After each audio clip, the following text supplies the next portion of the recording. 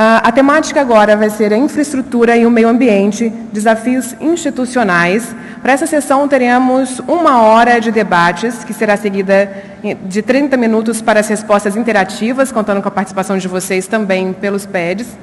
E convidamos, então, para subir ao palco o diretor de programas da Secretaria Executiva do Ministério do Meio Ambiente, Ariel Pares.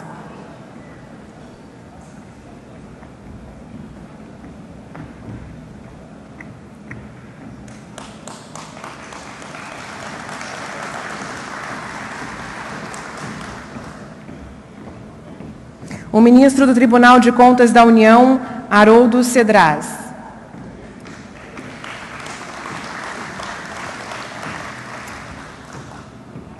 O senador, membro da Comissão de Infraestrutura, Ciro Miranda.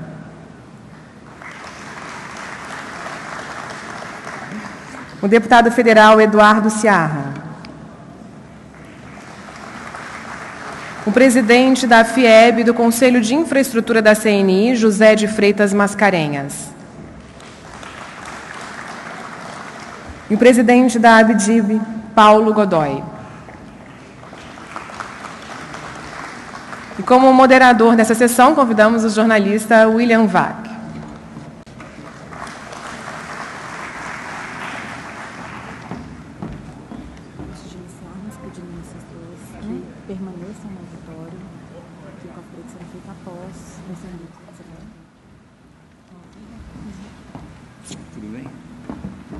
Eu não perco a chance, é a única hora que a gente pode dar beijo à apresentadora. No ar não pode. Bom dia a todos vocês. Uma coisa que a televisão me ensinou é não perder tempo. Vocês, como empresários, muitos aqui sabem que é um ativo irrecuperável, ou melhor, é um dos recursos que não tem como renovar. O tempo passou. Eu queria ir direto ao assunto e dizer a vocês, em primeiro lugar, que talvez esse seja um dos debates mais importantes no país que todos nós queremos construir. A ideia eu vivi muitos anos na Alemanha como correspondente e lembro-me da admiração que tinha pela infraestrutura alemã, particularmente a construção de estradas. E me recordo com muita nostalgia até de um debate de 30 anos atrás na Alemanha. Tinha uma estrada que eles queriam construir, não podia, porque tinha um coelhinho que passava ali. E eles ficaram meses discutindo, durou só meses. E eu achei que esse debate jamais chegaria ao Brasil. Sempre achei que nós tivéssemos a capacidade de resolver esses dilemas entre meio ambiente e infraestrutura, entre, como se dizia naquela época, a palavra saiu de moda, ecologia e economia, que criou-se ali um falso debate no fundo. Portanto, é uma das questões mais importantes se a gente pensa na construção de um país que quer ser, como é que dizem mesmo todos nós dizemos a quinta potência do mundo, a quinta economia do mundo. Ontem vocês acompanharam uma série de discussões importantíssimas a respeito de competitividade, a respeito de custo Brasil, e um foco essencial foi colocado no lado institucional, no lado meio ambiente, e vocês podem notar que nós temos aqui instâncias sobre as quais costumamos dizer que eles não falam entre si. A ideia é que aqui eles falem entre si e, especificamente, sejam submetidos ao crivo de vocês. Não há regras nesse debate. Embora tenhamos dois políticos aqui que sabem o que é um debate de candidatos, não há regras. Eles sabem que podem pedir e fazer uso da palavra como quiserem, quanto quiserem, no momento em que quiserem, não preciso esperar que eu faça a pergunta ou passe a palavra. Depois vocês são submetidos ao crivo da plateia. Vocês já sabem como trabalhamos, depois vocês votarão quais são as perguntas de maior relevância na apreciação de vocês e eles se pronunciarão a respeito. Eu vou começar aproveitando a presença do Haroldo, ministro do Tribunal de Contas. A gente costuma falar que a política no Brasil ficou judicializada de certa maneira porque as instâncias jurídicas acabam tendo que resolver aquilo que as instâncias políticas não resolveram. Por outro lado, quando a gente fala do TCU, todo mundo bate palmas porque alguém protege o nosso bolso, e a gente encara que é o TCU. Por outro lado, a gente pensa, puxa, como eles chateiam quem quer fazer alguma coisa. é impossível trabalhar com o TCU. Como é que o TCU se vê perante as críticas, Haroldo, de que, caramba, controle as coisas, mas não puna a sociedade, deixa a obra andar?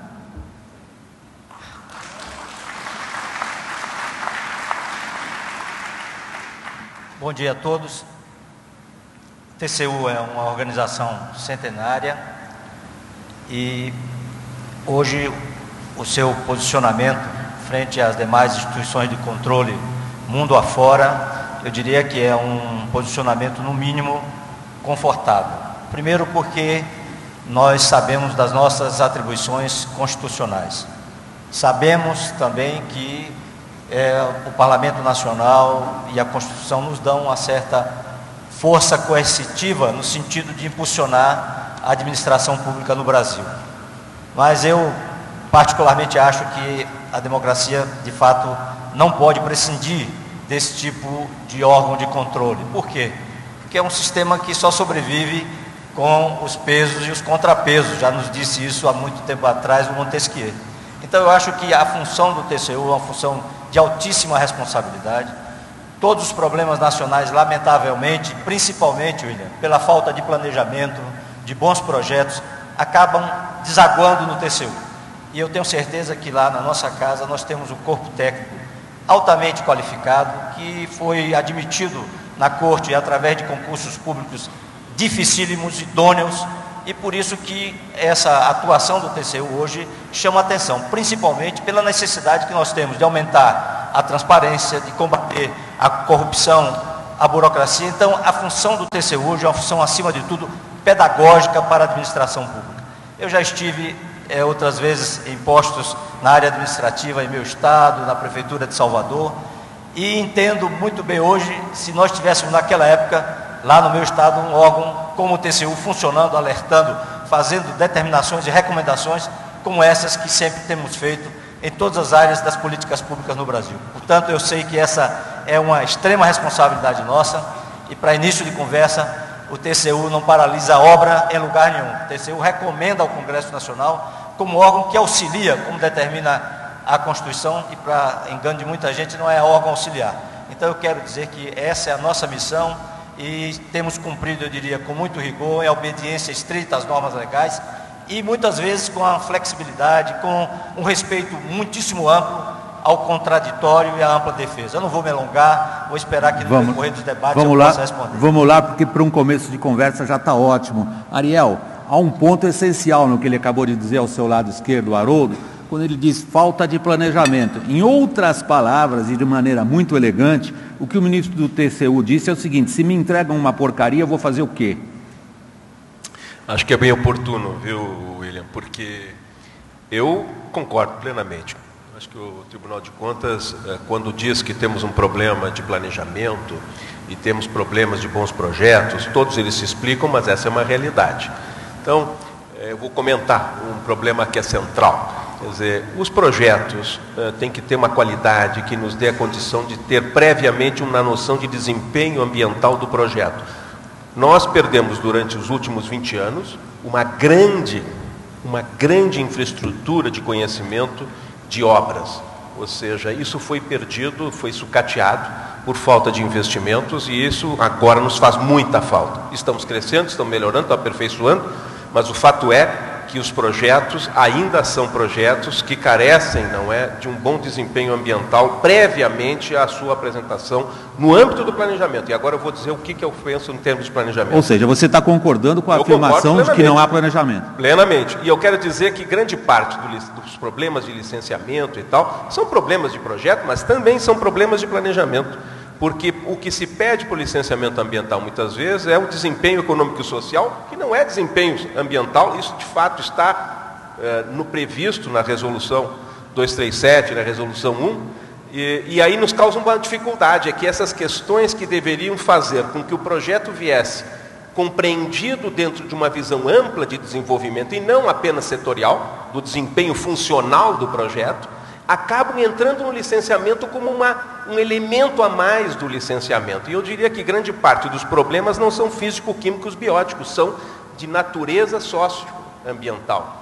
Porque o licenciamento ambiental se transformou hoje na única arena, rigorosamente, onde a comunidade tem a possibilidade de participar e de identificar quais são os ganhos e perdas que ele tem, evidentemente, de um projeto que às vezes é importante para a nação, mas que tem impactos locais muito severos.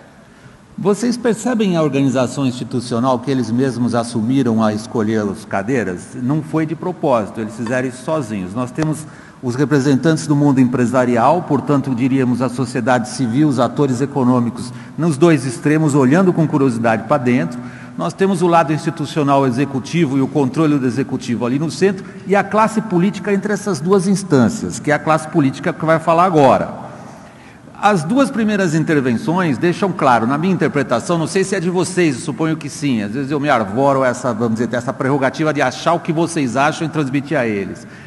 Vejam, o TCU diz, a falta de planejamento, porém somos uma instância de controle democrático. O Executivo concorda que há falta de planejamento e remete a uma questão um pouco mais abrangente. Ele coloca quase, o Ariel disse, às vezes temos um problema de mentalidade. Eu traduziria isso como um problema político. E pergunto aos políticos, e me perdoem se eu uso o coloquial você, é uma roda informal, não vou usar Vossa Excelência, essas coisas todas, começando pelo deputado, pelo Eduardo. Falta ao político brasileiro essa visão de planejamento de um lado, controle das instâncias, pelas instâncias institucionais de outro, em favor apenas do interesse de curto prazo e paroquial. Daí não tem jeito, o TCU tem que segurar a rédea e com a falta de planejamento entramos nessa situação, que é a situação que todos vocês acusam, não anda? Eu queria dizer que a falta de planejamento, sem dúvida, é um dos fatores que emperram essa nossa sistemática.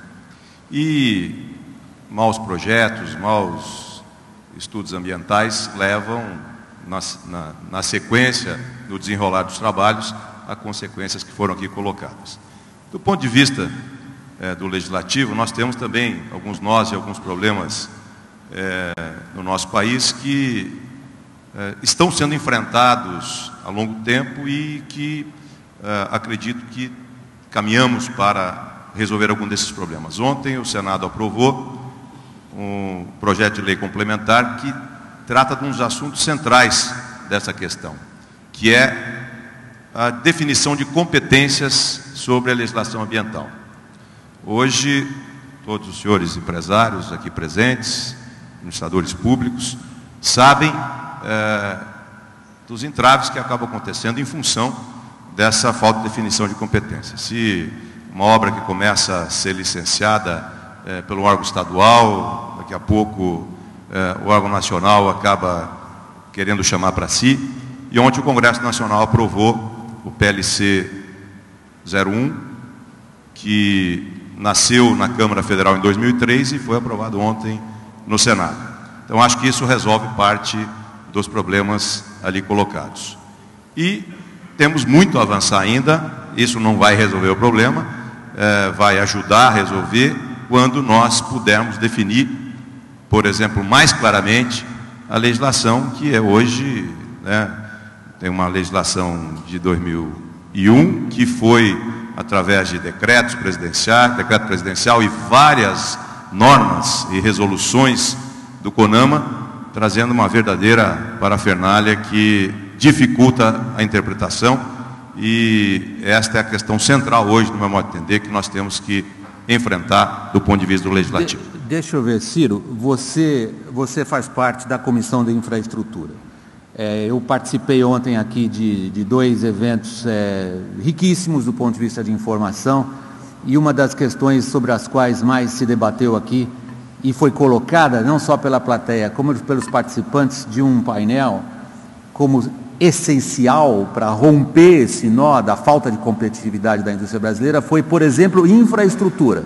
Foi um dos pontos, se vocês se lembram bem, que vocês mesmos ressaltaram, por aí a gente podia começar. Se eu pego o que o Eduardo acabou de dizer, na sua visão, como legislador, você é representante direto, digamos assim, de quem formula as leis. O problema é legislação? O Eduardo coloca, como ele acabou de fazer agora, a questão num outro eixo. Ele diz, o problema é um emaranhado que nós estamos começando agora a desfazer, é isso? Bom dia a todos. Eu acredito que seja uma série de problemas. Eu que venho da área empresarial, então eu aqui estou dividido entre políticos e empresário, é muito fácil detectar. Nós trabalhamos sobre 2 eixos primários nas nossas atividades empresariais: planejamento e resultado. Você chega no Congresso Nacional, não existe nenhum dos dois. Existe sim um jogo de interesses. O Senado, principalmente, que hoje é a minoria da minoria, não está legislando.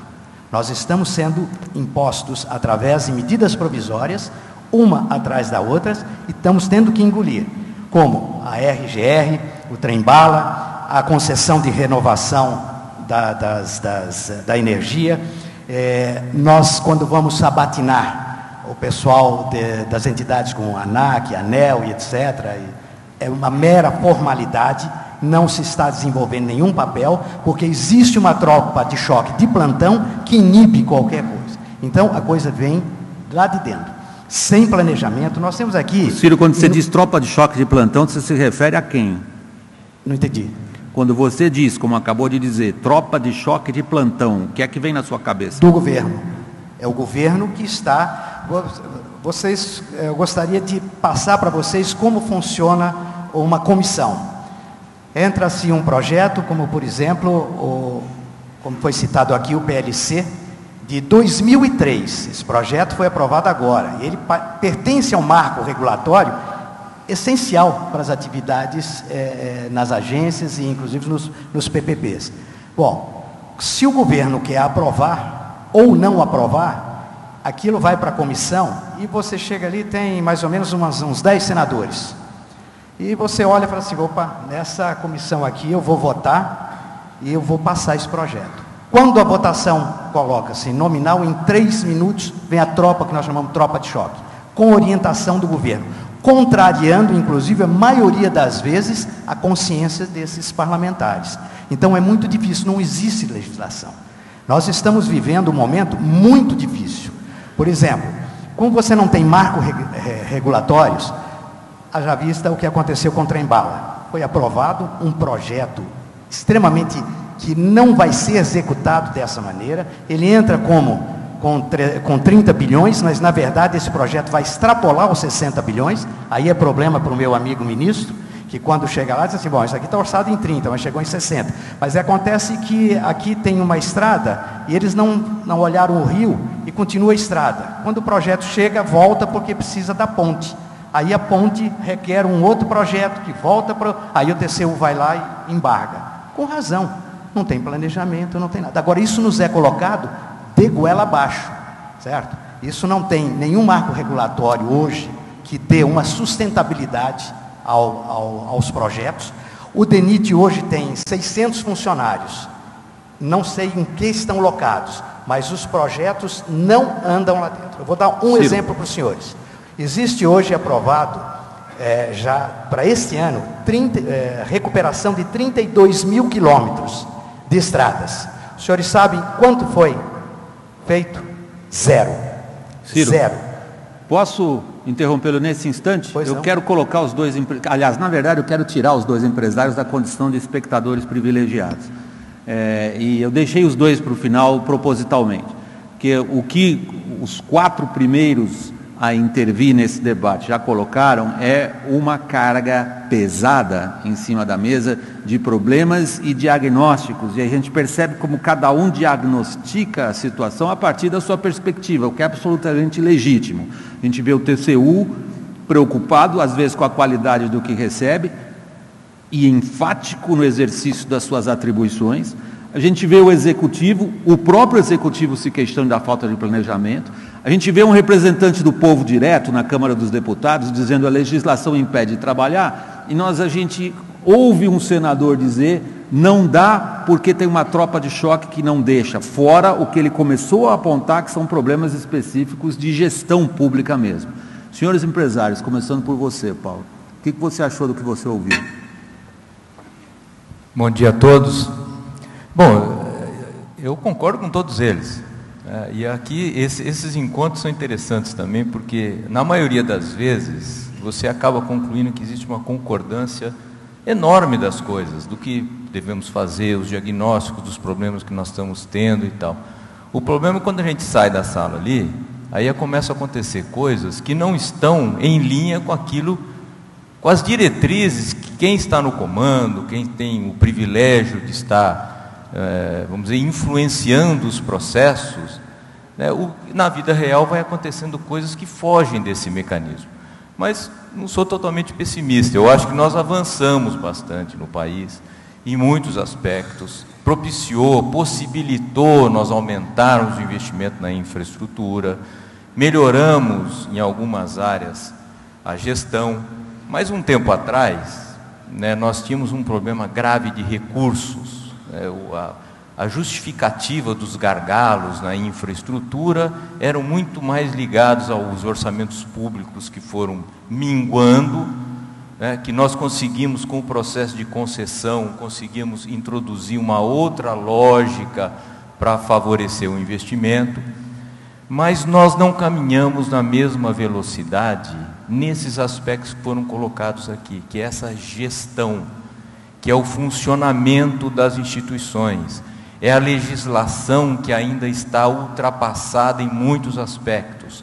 Isso gera burocracia, conflito de instâncias de decisão, diversos órgãos por atribuições constitucionais ou legais interferindo no mesmo processo, e isso vai criando, como disse o deputado Schiara, uma teia que nós no Brasil ainda não conseguimos nos desgarrar.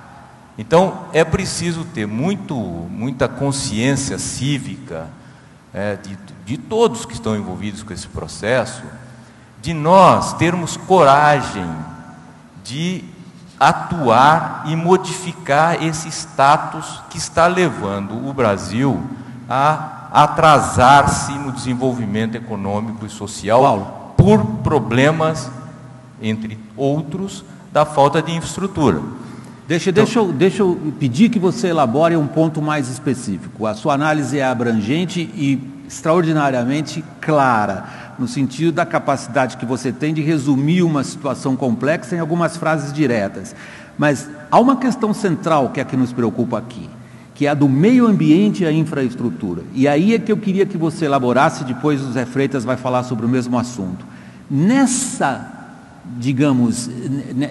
área específica, na sua avaliação, existe no Brasil um conflito específico entre meio ambiente e infraestrutura? E qual seria? Bom, eu acho que não no Brasil, existe no mundo, né? Isso se verificou porque a sustentabilidade, todo este conceito relativamente recente na história mundial, estabeleceu esse conflito no mundo todo, e aqui no Brasil não tem sido diferente. Mas aproveitar então e falar especificamente disso, eu acho que tem coisas, conceitos fundamentais disso que nós estamos debatendo aqui, que servem para o meio ambiente. Transparência, processos conhecidos, responsabilidade dos agentes e, obviamente, competência profissional de todo mundo. No meio ambiente... Você está dizendo que não existe nada disso? Eu acho que nós estamos caminhando, mas não existe no grau que deveríamos ter no país. Não existe. Zé Freitas. Então, porque a transparência é o melhor remédio para todos esses conflitos que nós estamos falando aqui. No meio ambiente, não é de hoje, né? Nós defendemos há muito tempo que uma das coisas relativamente simples é você exigir transparência online, processos em que você entra, você tem que saber aonde está, com quem está, por que demorou, quem interferiu, porque muitas vezes a gente volta os dedos, que é o maior órgão licenciador, o mais importante do país, que é o IBAMA, mas não é aí. É o Ministério Público que entra sem nenhum tipo de responsabilidade sobre essa que você colocou para o TCU. Vamos fiscalizar, vamos fazer cumprir a lei, mas de forma responsável. Menos holofote, mais profissionalismo.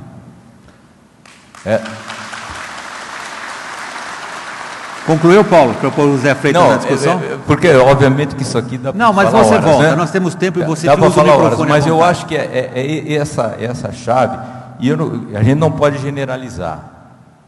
No nosso convívio com muitas dessas instâncias, nós encontramos muitas pessoas que pensam exatamente desse jeito, né? O problema é transformar isso em realidade, e essas estruturas, muitas vezes arcaicas, que não permite até quem está no topo da gestão conseguir promover esse tipo de reforma, que é uma revolução de conceitos. A gente não volta a tomar isso, muito Paulo. tempo. Desculpa, a gente volta, tem tempo para isso. Eu queria, o Zé Freitas, olha o resumo do Paulo, Zé Freitas. Falta transparência, faltam regras. Você não usou a palavra, mas eu vou colocar na sua boca. Quando você disse gestão, na verdade você está falando de competência. Falta transparência, faltam regras, falta competência, falta planejamento, é um emaranhado, nós precisamos de uma revolução. Zé Freitas.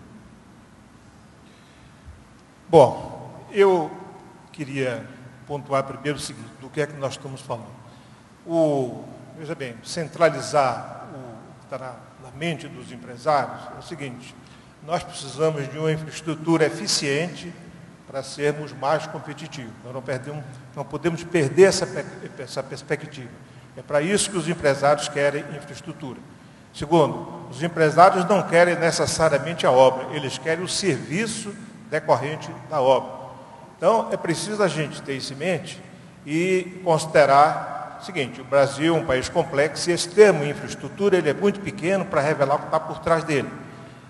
Existe infraestrutura de diferentes graus, existe telecomunicações, que tem um problema, existe os portos, que tem outro, existe saneamento, enfim. Mas, de uma maneira geral, quando nós falamos em infraestrutura, o que vem à mente imediatamente é a questão dos transportes, porque esse é que afeta mais todo mundo. Então, de uma certa forma, quando nós falamos não há planejamento, é uma verdade explícita, mas não necessariamente em todas as áreas. A área de energia, por exemplo, tinha esse problema que deu no apagão de 2001, mas superou, a gente pode depois... Agora, na área central que nos afeta, não há planejamento, é uma área atrasada. O governo ainda não percebeu a importância que isso tem para o país, não percebeu a importância do que sejam boas estradas, do que sejam portos funcionando, do que seja esse conjunto de coisas. E mais, a partir daí o governo ainda não percebeu que ele precisa montar uma inteligência central qualificada para a partir daí definir todas essas questões. E aí vem o primeiro problema: não há planejamento. Planejamento, quando nós dizemos não há planejamento, é um planejamento de qualidade, porque planejamento qualquer um sente e faz até na ponta do lápis. Esse não serve. O que nós estamos falando é que não tem planejamento de qualidade do Brasil, e aí essa é a mãe de todos os problemas. Nós investimos pouco, esses problemas de conflito com o TCU quase sempre são gerados a partir de um projeto ruim. E aí vem toda uma decorrência e de todas essas consequências que vêm. Quando eu digo um planejamento, não é para planejar uma estrada, é para planejar como a soja de Mato Grosso sai e ela chega lá na China a um custo competitivo com os nossos competidores. Isso é que interessa o país, isso é que interessa o empresário. Então é preciso montar uma inteligência que ele considere a logística quem está envolvido em todas essas questões que Gisele Freitas. Não, eu queria ajudar no seu raciocínio e colocar a você a mesma subquestão que eu fiz em relação ao Paulo. Você situou a questão da infraestrutura com foco específico no setor de transportes, mas a minha pergunta volta-se de novo ao tema central desse painel. Na sua avaliação, nessa falta de planejamento, você incluiria a não definição do que é mais importante num projeto ou outro, meio ambiente ou transporte? Como é que você avalia especificamente em relação ao meio ambiente os conflitos de prioridade? Bom, meio ambiente é um dos problemas que influi no problema do desenvolvimento da infraestrutura. Eu acho que o Brasil ainda não alcançou a maturidade necessária para definir uma política de infraestrutura que sirva ao desenvolvimento e proteja, de fato, o que nós queremos é nosso ambiente. Há várias questões que eu receio que o tempo aqui não seja suficiente para nós desagregarmos cada uma delas. Não, ao contrário, nós temos tempo, fica à vontade. Mas eu só quero colocar todo mundo falando o máximo. A primeira deles, por exemplo, foi considerada aqui, que é essa diferença, essa confusão que existe de autoridade nos vários níveis do governo. Eu espero que, de fato, essa lei ouça, porque, enfim, havia brigas entre os níveis de governo e os empresários ficam como entre a onda, o mar e o rochedo, sem saber como se comportar. Isso é o primeiro problema. O segundo é a estrutura da legislação. Eu quero dar um exemplo aqui, e eu espero que esse exemplo seja considerado, está discutindo lá na Bahia, uma revolução nessa legislação. A proposta que deve ser apresentada nos próximos dias é que se trabalhe a licença ambiental como se fosse um problema que o imposto de renda trabalha. Ou seja, primeiro você acredita no cidadão, você acredita na empresa e dá a ela a licença, em tese, para 80% a 90% das possibilidades, e depois vai fiscalizar se ele de fato está cumprindo a lei. Posso colocar o Haroldo neste ponto exatamente? Haroldo, a ideia é central. A ideia é que você avança um crédito de confiança e depois você estabelece o poder da instância fiscalizatória. Funciona? Bom, em primeiro lugar eu quero dizer que, na minha opinião, a relevância desse tema em relação ao licenciamento ambiental é porque no Brasil hoje é um processo lento, complexo e os custos envolvidos muitas vezes ultrapassam a 20% do volume de qualquer investimento na área de infraestrutura. Mas o que é que nós verificamos? O TCU, para cada assunto que eu venha aqui a me manifestar no dia de hoje, principalmente em relação a essa área de infraestrutura e a área ambiental, o TCU tem trabalhos anteriores já realizados, muitas vezes antes do que muitos daqui estão imaginando que foi por conta de uma demanda de ontem. Não foi. A situação é muito antiga, muito difícil, e no Brasil nós entendemos que há uma necessidade de um controle maior. Por quê? Porque nós detemos dos maiores patrimônios na área de biodiversidade, na questão das águas, enfim, nós temos uma responsabilidade que extrapola as fronteiras do país. Então, há sim uma preocupação do TCU, inclusive com recomendações ao IBAMA, para que no caso das obras de infraestrutura, e aí estou respondendo de forma pragmática aos senhores empresários, é que tenhamos não só um controle preventivo, no sentido de se ter um projeto competente na área ambiental, que é de responsabilidade da área pública e também, muitas vezes, da área empresarial, e nós não podemos esquecer do passivo ambiental que está aí para ser resgatado, por obras que foram feitas no passado antigo, no passado remoto ou agora, que nós não podemos estimar esses custos. Quem vai bancar isso? É isso que o TCU quer saber. Então, quer dizer, claro que precisamos ver os impactos negativos nessa fase preliminar, na fase anterior à implantação do investimento, mas o TCU também quer saber os impactos e os riscos, ou muitas vezes os impactos positivos que teremos por essas ações na área de controle ambiental. Haroldo. Ou seja, o que nós queremos responder é que nós admitimos o que está sendo proposto aqui, mas é preciso que tenhamos critérios. Só vou dar um resultado aqui concreto. Porque não temos hoje critérios padronizados, e o TCU já recomendou isso, para determinados tipos de obra no Brasil. Vou parar por aí, mas posso me estender. Não, é ótimo. Eu vou imediatamente colocar os empresários em resposta à questão fundamental que você colocou, e você devolveu essa questão para todos aqui. Na verdade, o que você fez foi dizer o seguinte: o TCU não está apenas auditando obras do ponto de vista formal. O TCU, na sua definição agora, e essa é uma provocação excelente para essa plateia, está aqui também para tomar conta de um passivo ambiental. O TCU, se eu posso adiantar um pouquinho uma interpretação política sobre o que você acabou de dizer, Haroldo, está fazendo aquilo que alguns gostam de dizer, justiça histórica. Senhores empresários. Eu queria dar só um esclarecimento do que é que nós estamos falando. Veja bem, o que ele está falando é diferente. Os órgãos ambientais, pelas exigências legais, eles são obrigados a liberar qualquer atividade produtiva. E, por exemplo, eles são obrigados, e eu vou dar um exemplo que foi colocado da Bahia, a fiscalizar a aprovar, licenciar todas as atividades no meio rural. Por exemplo, então tem 200 mil propriedades no Estado, e isso, segundo o secretário levantou, levaria mais ou menos 200 anos para todas serem liberadas. Acontece que não chega a isso, mas todos sabem que cada projeto desse leva 3, 4 anos, atrasando o desenvolvimento do Brasil. O que o Haroldo colocou, e aí eu concordo, e está dentro das previsões, as atividades que sejam poluidoras ou potencialmente poluidoras, ou aquelas que já poluem, essas não, essas têm que sofrer o processo normal de licenciamento. Paulo, você quer falar sobre isso? Senão depois eu vou pedir ao Executivo e em seguida aos políticos que se pronunciam. Vou pedir aos dois políticos por último essa questão, Paulo.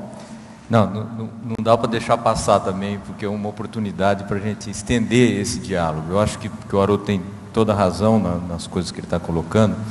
E muitas vezes, primeiro, o TCU é um órgão só. O meio ambiente não é um órgão só.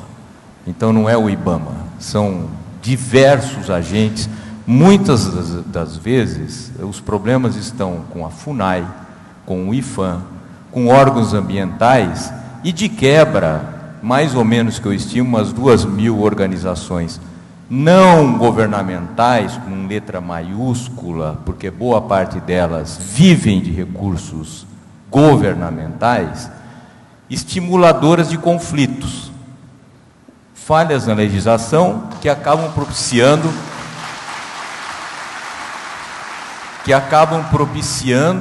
o conflito.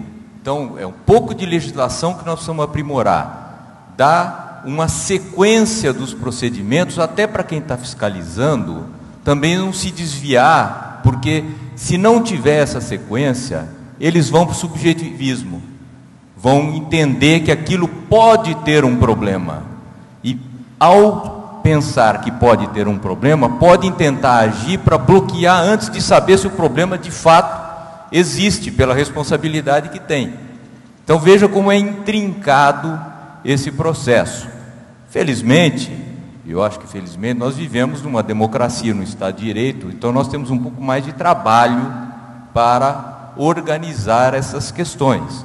Mas certamente, com boa vontade, nós vamos encontrando esses caminhos para que a gente possa, afinal de contas, agilizar os processos e garantir que eles estão em bases legais. Tanto o Eduardo está me pedindo a palavra quanto o Ciro. O Ariel, por favor.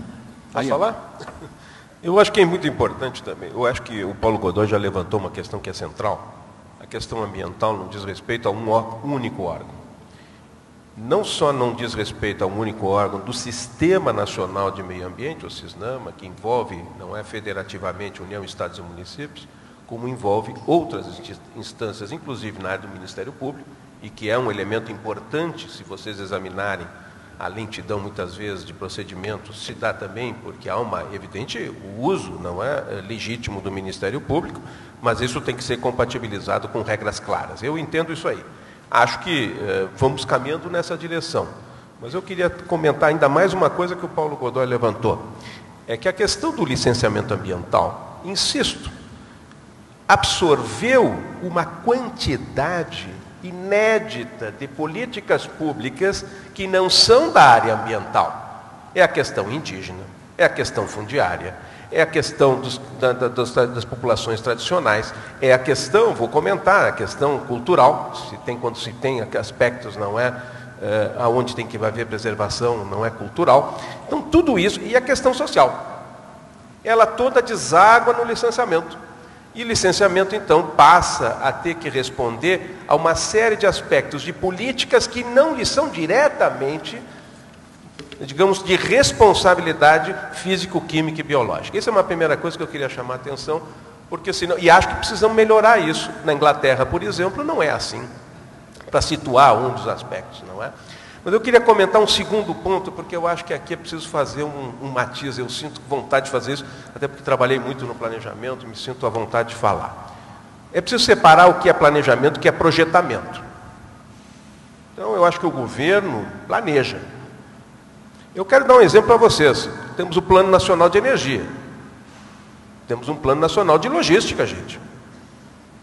Temos uma série de políticas sociais, eu pego uma educação, pegamos o Bolsa Família e todo o resto, eu não vou agora querer, não é possível. Agora, temos um sério problema no âmbito de planejamento, que é um aperfeiçoamento importante da questão ambiental. É que é preciso, no plano estratégico, quando se tomam decisões ainda no plano de projeto básico, projeto de ideias, ou seja, a ideia estratégica, que ele seja visto sobre uma ótica, ali sim, de planejamento social, de planejamento econômico e de planejamento ambiental. Essa integração é um aperfeiçoamento que nós precisamos fazer, de tal modo que ele tenha um selo social, econômico e ambiental para poder transitar nas outras esferas já do projeto com muito mais tranquilidade. Isso nos falta, eu acho que nós precisamos, isso está sendo discutido, inclusive, no âmbito do governo, é o que nós chamamos de avaliação ambiental estratégica. O Ministério da Energia já faz isso, mas isso teria que estar mais no plano do Ministério do Planejamento. O Ministério do Transporte agora acaba, de fazer um trabalho, eu acho que é importante aos senhores empresários, de incluir no seu projetamento, o Plano Nacional de Logística e Transporte, PNLT, uma avaliação ambiental estratégica prévia à decisão do projeto. É importante porque isso vai facilitar o processo de licenciamento. Então, o que eu queria dizer é que é preciso separar planejamento, que tem problema, sim, eu entendo, mas que eu acho que nós fizemos o nosso dever de casa, embora eu acho que há muito por fazer. Eu acho que precisa fazer isso. Agora, aonde tem um gargalo sério que lhes diz respeito também ao governo, é que assim como sucateamos a área de consultoria de engenharia, sucateamos o governo também, durante muitos anos, por falta de projeto. E sabe o que aconteceu, gente? Se fazia muito projeto, ficava na bancada, caducava, envelhecia. E isso, de repente, e é verdade, o ciclo do investimento, a velocidade dos investimentos se multiplicou. Eu vou dar um exemplo pelo IBAMA. Ariel, só que você está colocando um tema atrás do outro e eu queria ainda dar oportunidade aos dois. Então, eu só queria fazer esse aponto e depois, em outro momento, eu comento umas coisas do que é a respeito do ponto de vista do Estado, de melhorias que estamos fazendo e que foram comentadas aqui, que em algum momento eu queria depois, então, que é a segmentação do licenciamento ambiental que foi comentado aqui. À vontade. Eu queria os dois políticos falando agora, vocês veem que há uma queixa por parte do Ariel, várias, mas uma que me chamou a atenção é ele dizer: caiu no meu colo o que não devia estar na minha mesa. Ele não só, vocês desculpem a brincadeira, eu tenho a prerrogativa da irreverência como jornalista. Eu não só tenho que cuidar de passarinhos e borboletas, eu tenho que cuidar de índio, tenho que cuidar de minorias étnicas, eu tenho que cuidar de populações ameaçadas ou de alguma maneira assim entendidas do ponto de vista social. Isso é uma questão política. Posso... À vontade, a palavra é sua. Nós temos também clínica geral, não tem dúvida, e essa, lá no Congresso a gente tem essa missão. Eu queria reportar agora algo que diz respeito aqui à interface entre algumas dessas instâncias que estão aqui e para não perder a oportunidade. Foi dito na questão do Tribunal de Contas, no nosso órgão de controle, que quem determina a paralisação de obras é o Congresso Nacional.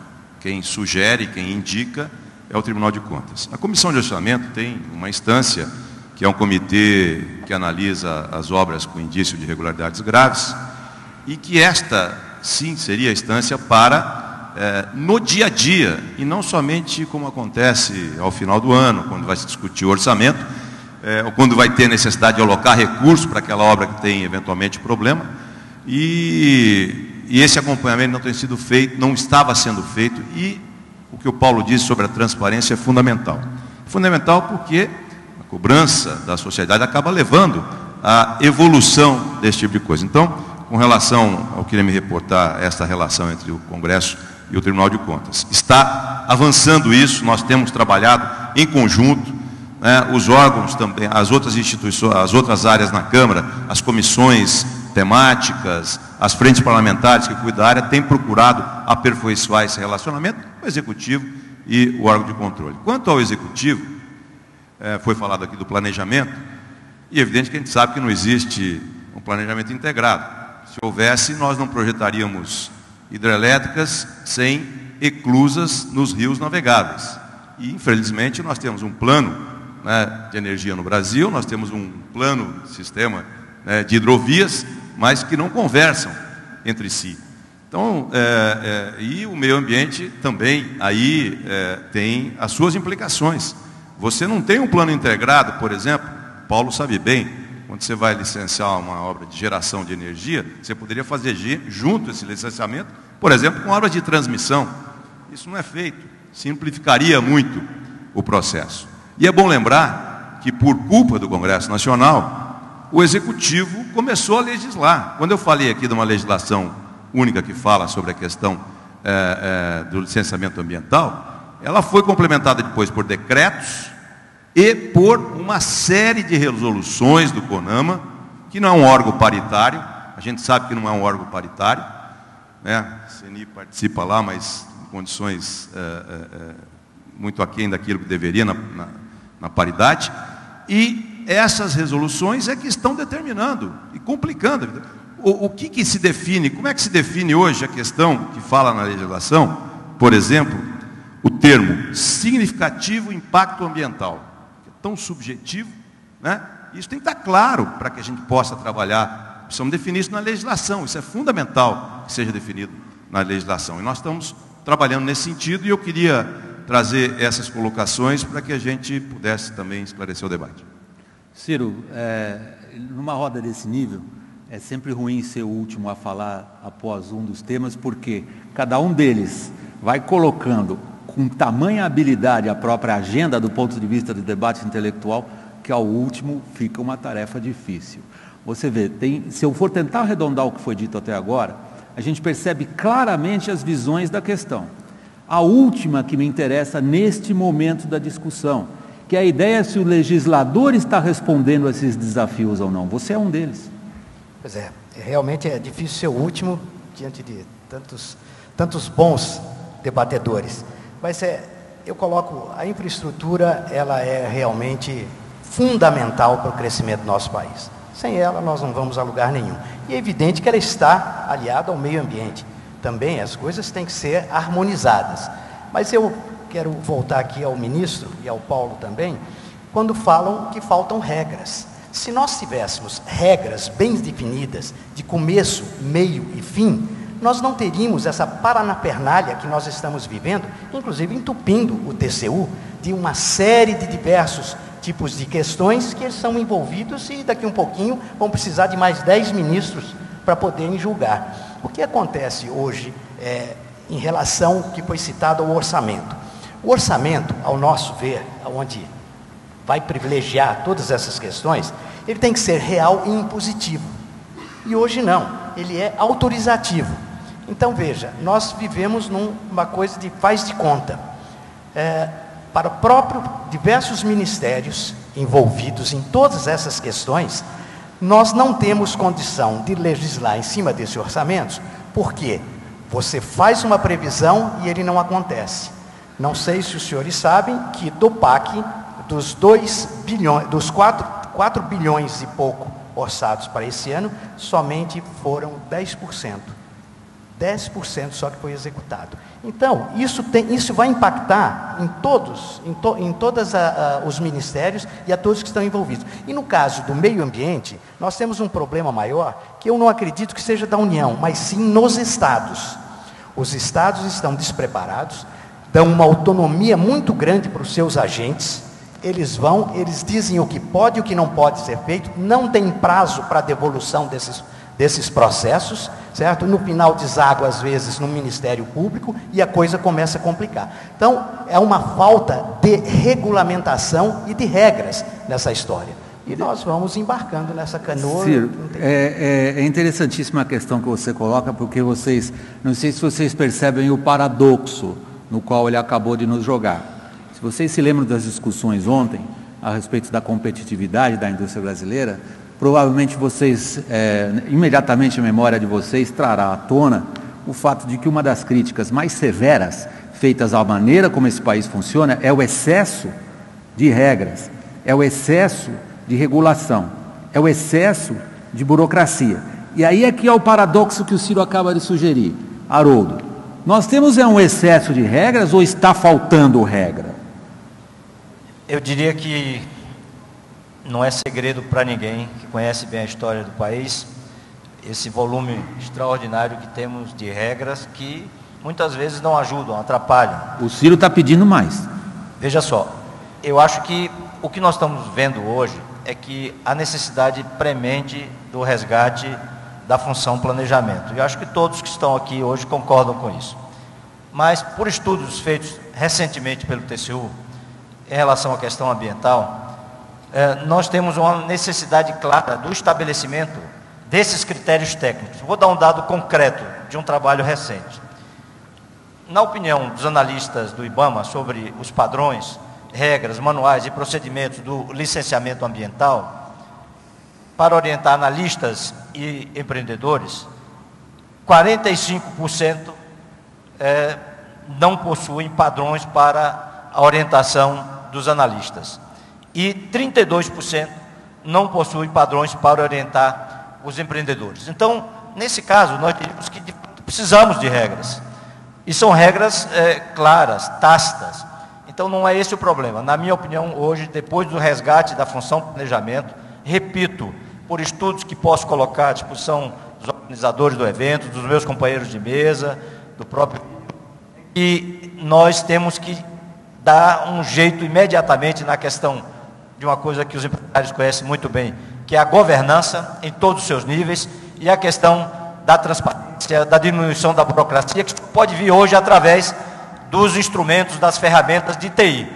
E o tribunal tem feito um trabalho muito amplo nesse sentido, e eu quero dizer que os graves problemas que temos hoje na infraestrutura passam rigorosamente do que o tribunal tem ter dado por uma responsabilidade na governança de TI e mesmo uma falta de estrutura de TI em todos os órgãos federais. Eu vou abrir a vocês agora a possibilidade de quem quiser comentar brevemente o que o Haroldo acabou de dizer. O Paulo, um segundo só, é uma questão técnica. Nós estamos nos aproximando do momento em que a participação de vocês é decisiva para o que eles terão que dizer. Várias das perguntas que estão aqui, que vocês elegerão, quais são, na opinião de vocês, as mais relevantes, eu não as fiz justamente para deixar para depois, para não ficar uma coisa repetitiva. Então, Paulo, brevemente, e nós vamos abrir, estejam já prontos aí com o aparelhinho na mão, a vocês. Vocês não estão vendo, nós temos um relógio horroroso aqui que vai dizendo para a gente quantos segundos faltam. É horrível falar com um relógio falando para você, vai terminando. Paulo. Não, eu vou tentar responder, pelo menos do meu ponto de vista, a questão das regras. O problema é que nós temos excesso de regras inúteis e falta de regras úteis. Né? Então nós precisamos inverter essa questão. Por exemplo, no meio ambiente, o governo federal está há poucos dias de emitir umas portarias que vão tentar dar uma sequência cobrada pelo Haroldo, e o Ariel sabe disso, para dar uma racionalidade de como, por setor, o que deve ser feito no licenciamento de uma estrada, de uma plataforma de petróleo, de uma geradora de energia, etc. Vai chover canivete, porque vai ter muita gente que já no dia seguinte, mas agora estão tentando arrumar um jeito para agilizar, para não fiscalizar e tal, mas isso faz parte do debate. Posso perguntar? Espera aí, Ciro, o José de Freitas... Eu queria fazer um comentário rápido sobre a disfunção que existe hoje nesse sistema, a partir dessa afirmação que foi feita aqui pelo senador, de que nós só investimos 10% do que estava previsto. Veja bem, esse é um retrato, mas o retrato completo não é esse. Nós sabemos que o Brasil precisa investir pelo menos o dobro do que está investindo. Isso é outra história. Bom, mas acontece que o governo, a gente tem que reconhecer, tem alocados frequentemente ou constantemente mais recursos. Mas a máquina, a governança, a disfunção é tão grande que o governo, que essa máquina não consegue gastar os recursos que são postos à disposição dela no orçamento da União. Então, no ano, daquele exercício anual, ela só gasta uma pequena fração, 5, 10%. Mas, nas contas de despesa, ele gasta muito mais, porque ele está pagando restos a pagar dos exercícios anteriores. Essa conta resta a pagar, que devia ser uma pequena fração da ordenação da despesa, do controle da despesa, na verdade, ela se torna quase igual, o resto a pagar hoje já está quase igual ao mesmo nível do que o orçamento da União aloca. Então, é uma brincadeira que nós estamos fazendo. Ciro, está todo mundo querendo falar antes de você. O Eduardo depois do Ariel. Gostaria de complementar que esta falta de definição de regras claras leva a uma judicialização que compromete muito, né, os prazos dos empreendimentos. E nós só vamos, de fato, poder avançar nisso a hora que nós definirmos com clareza. A gente vê decisões, por exemplo, de primeira instância na Justiça, por exemplo, ou suspendendo uma licença prévia, e na sequência, já na segunda instância, se reverte essa decisão, enfim, ou ao contrário. Isso faz com que licenciamentos ambientais ou execuções de obra no Brasil levem, sei lá, 2, 3 vezes mais do que em outros países que precisam avançar, como nós precisamos na área de infraestrutura. Então, é fundamental, dentro desse processo, nós estamos falando aqui de um tema que é infraestrutura e meio ambiente, mas pensando no quê? Na competitividade, no que isso interfere na competitividade do nosso país. O licenciamento de obras no setor elétrico, hoje gira em torno de 15% a 20% do custo do empreendimento. Quer dizer, fala-se em Belo Monte 8% ou 10%, nós sabemos que não vai ser isso. Nós sabemos que vai chegar lá nos 20%, como outros chegaram a ter 25%. Então, isso sim afeta na competitividade da nossa economia, com toda certeza. Ariel, depois do Ciro. Eu só queria comentar a respeito das regras. Eu queria dizer que no ambiente nosso do Estado, em que pese todas as questões... Ariel, acho que você precisa aproximar o microfone. Em todos os momentos em que foram colocados aqui, eu queria dizer que a questão de regras é também para nós muito pesado. Eu queria solidarizar com vocês, mas para nós, que somos gestores públicos, somos colocados face à possibilidade de sermos questionados judicialmente porque infringimos algum aspecto de uma lei ou de uma resolução do CONAMA ou de um projeto de um decreto, e isso nos deixa um constrangimento que nos leva muitas vezes a ficar passivos, parados, porque nós somos acionados pessoalmente, fisicamente, e não apenas do ponto de vista institucional. Então, isso é um problema sério que eu queria comentar. É um outro aspecto que eu acho que regras claras, como disse o Paulo Godoy, e é muito importante, como disse também aqui o Haroldo, eu acho muito importante dizer uma coisa. Nós precisamos consolidar, limpar, isso sim, estamos tentando, em alguma medida, segmentar o licenciamento de tal maneira a lhes dar, não é, aos senhores, e é para nós também, eu queria dizer isso, nos dar uma tranquilidade do que é que o projeto deve ter e o que nós podemos fazer do ponto de vista da nossa função de fazer o licenciamento, os 3 passos do licenciamento. Essa é uma coisa. Agora, eu vou insistir numa coisa, gente. Eu sinto que aqui fica uma coisa que é fundamental. Falam-se muito de planejamento. Eu queria insistir que tem um problema de projetamento. Eu gostaria depois, em dado momento, precisamos fazer essa discussão, porque é esse o nosso gargalo sério, é o projeto. E o ciclo de vida de projeto dentro do Estado e, evidentemente, depois, quando os senhores estão operando. E depois, em um dado momento, a gente pudesse Ariel, comentar. Fica a sua provocação no ar. Eu vou voltar a fita um pouquinho para a questão das regras. Ciro, o Haroldo também quer falar antes de você arredondar. Você que fez essa provocação toda, Haroldo. Eu quero aproveitar aqui alguns dos temas tocados por alguns companheiros aqui da mesa, particularmente por essa grande preocupação que manifestou o nosso presidente da Federação das Indústrias do Estado da Bahia, Dr. José Mascarenhas. Quando nós estudamos as contas do governo de 2010, esse foi um tema, a questão dos restos a pagar, porque isso envolve em quê? Na capacidade de gastos do governo, além dos serviços da dívida, que nós já temos que tirar aí uns 5% quase seguros.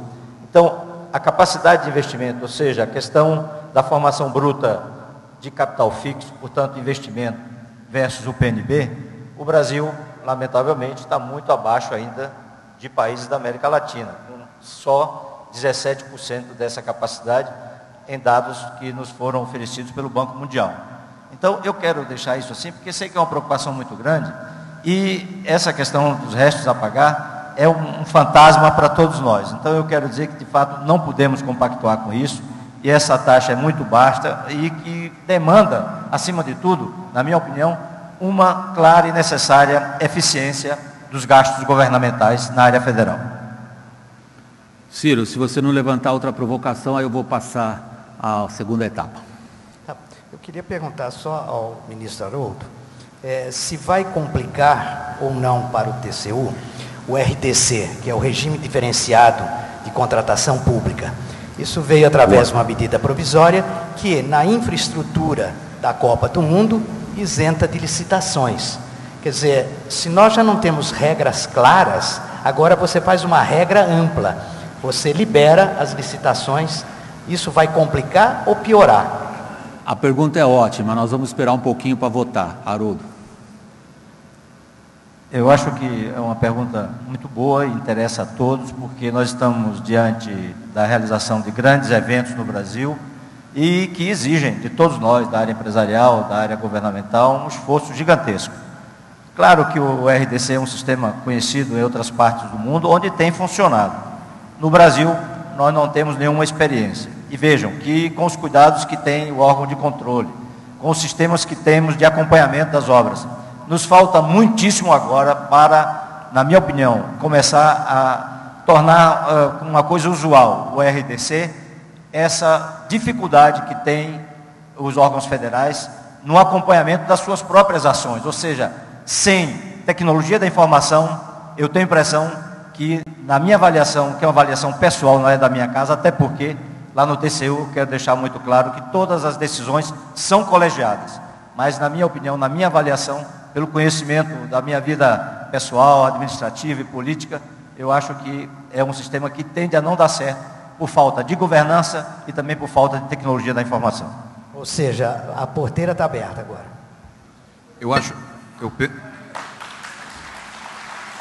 Eu penso da mesma forma, e entendo que... Você pensa da mesma forma que o ministro Haroldo? Eu penso da mesma forma que foi colocado pelo ministro do Tribunal de Contas, Haroldo Cedras, provocado pela pergunta do nosso senador. O RDC foi uma abertura em função da falta de planejamento. Se nós tivéssemos tido planejamento na época certa, nós não precisávamos estar fazendo essa exceção hoje. Nós precisamos mudar sim a lei 8666. Está no Congresso Nacional e travou, parou lá no Senado. Né? E isso sim nós precisamos fazer, para aprimorar. Ela foi uma lei moralizadora quando foi feita, mas precisa de ser aprimorada. Agora, a gente não tem a cultura e nem os instrumentos, neste momento, para arriscar o que pode acontecer pela frente com relação a essas obras. Paula, depois Ariel, agora é inevitável a saia discordar justa. um pouco dessas questões, porque eu acho que o regime especial, ele não é licença para fraudar, não é licença para fazer as coisas fora da lei, é adaptar a legislação. E se nós partimos do pressuposto que a intenção é boa, nós podemos aprimorar. Ter um sistema de controle no TCU, estabelecer determinadas regras para não deixar a sociedade à mercê de favorecimento de qualquer espécie. Então, acho que nós não podemos, de antemão, condenar, simplesmente achando que isso é uma licença agora para fazer o que quiser. Não é, e não deve ser.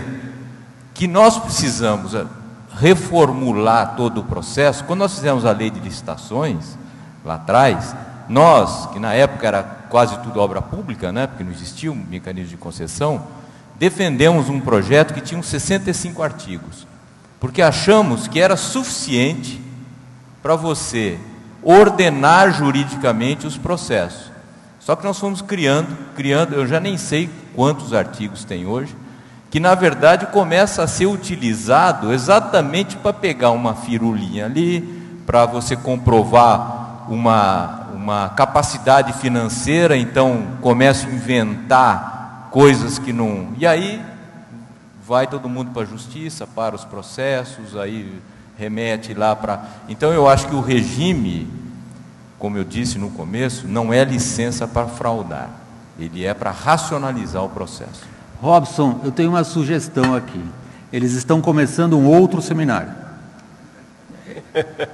Esse de meio ambiente e competitividade, eu vou segurar no foco. Agora, o tema que eles suscitam é excelente.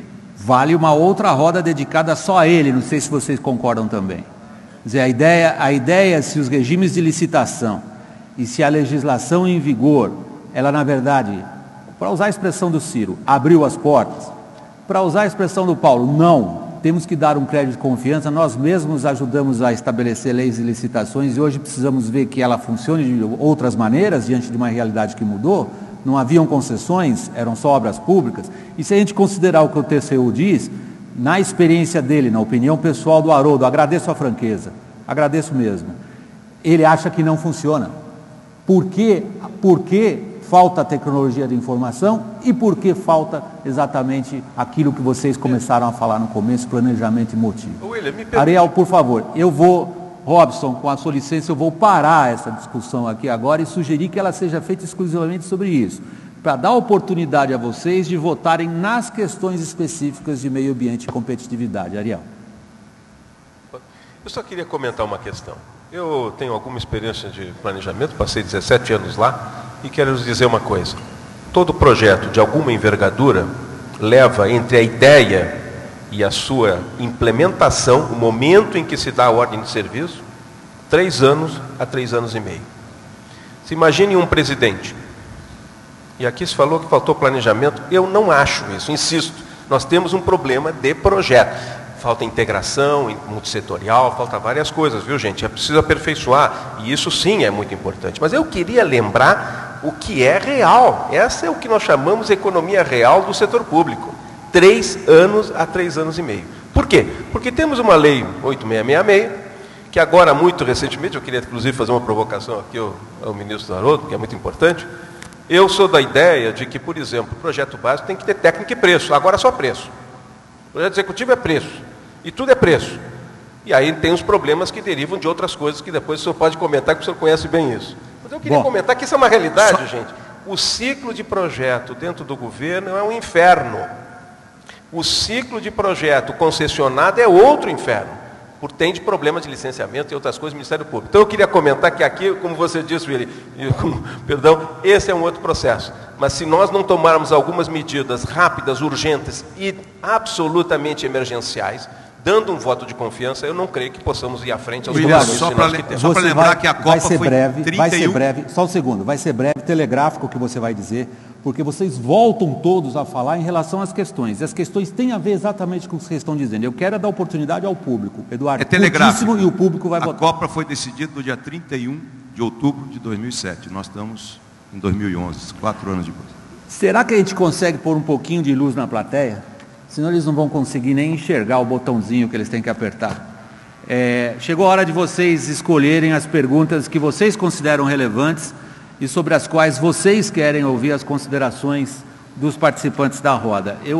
Não sei se ela está sendo projetada, as perguntas, eu vou ler o primeiro bloco, está ali, olha, rapidamente. Proteção ambiental, não seria mais efetiva se os órgãos reguladores privilegiassem a orientação e educação em parceria com as empresas, em vez de excesso de regulação e imposição de multas. É o velho dilema entre incentivo e punição. 2. O advento das mudanças climáticas criaria barreiras comerciais no mercado internacional para o Brasil. 3. A questão das mudanças climáticas deve ser encarada como restrição ao desenvolvimento industrial brasileiro ou essa questão das mudanças é uma oportunidade? Por favor, votem.